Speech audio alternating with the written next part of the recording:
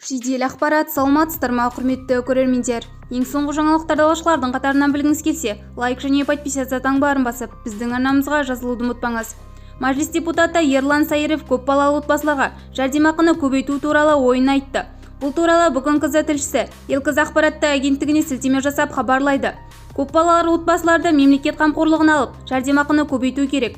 Сондай-ақ біз бұрыннан бері үкімет 3 баладан көп баласы бар аналарға жалақы төлеу керек екенін айтып жүрміз. Өйткені олар жұмыс істеп отыр, тәрбиеші болып Қазақстанның болашақ азаматтарын тәрбиелеп отыр, деді депутат. Сонымен қатар Ерлан Сайыров ұлттық қордан балаларға аударылатын қаржы мөлшерінің аз екенін және ата-аналарды жұмыспен қамту қажетін айтты. Қазіргі таңда ұлттық қордың біршама қаржысы балалардың есепшотына аударылып жатыр, бірақ бұл өте аз. Бірақ өзіміз болашақта тәуелсіздік эстафетасын алып жүретін балаларды тәрбиелейміз десек, олардың ата-анасына жағдай жасау керек. Сол үшін балалардың ата-анасын жұмыспен қамту, жәрдемақыны көбейту, қоғамдық қорлар арқылы көмек көрсету ісін жолға қою керек, деді ол. Бізді бақылауды жалғастырыңыз.